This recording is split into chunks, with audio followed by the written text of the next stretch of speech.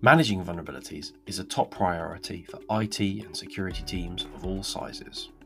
However, with 2024 seeing over 40,000 new vulnerabilities being published, keeping on top of your exposure is an evergreen challenge.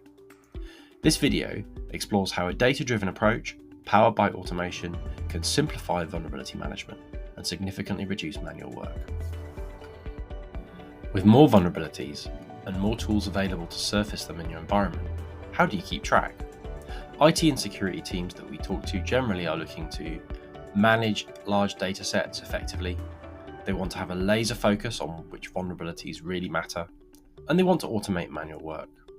The following sections show how these can be achieved simply, without fuss or complexity, with the correct data platform. With multiple tools generating vulnerability data from scans, assessments, agents, and more, the first challenge is having a dataset that is reliable and consistent. Here, Insight is maintaining a combined, deduplicated dataset from multiple scanners and tools that's continuously updated as scan data or updates are loaded. This is just a modest sample, but 10,000 vulnerabilities is just too many to process.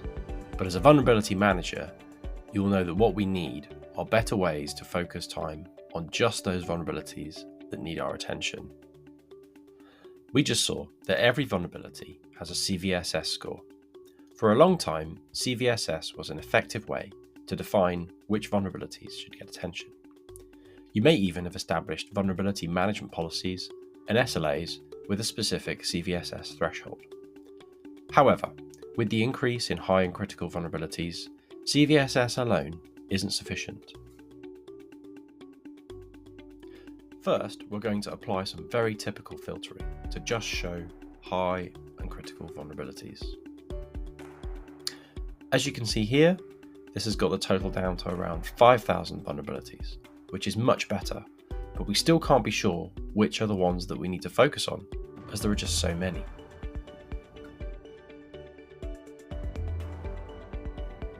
Because this data is in Insight, we also have asset tagging at our disposal, so we can further apply filters to show only those critical assets with high or critical vulnerabilities.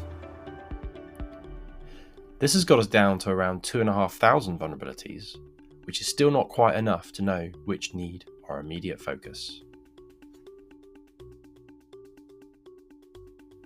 Finally, Insight analyzes asset patching over time and assigns a patch confidence score to every vulnerability.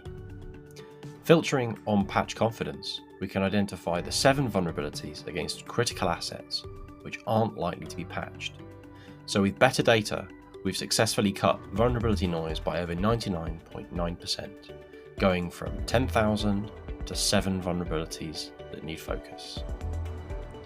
Finally, let's see how we can set up automations to deal with common vulnerability exceptions. Insight generates findings when something isn't as it should be. You can update the status of findings with inbuilt workflow, or a ticket can be created in an external system, such as ServiceNow.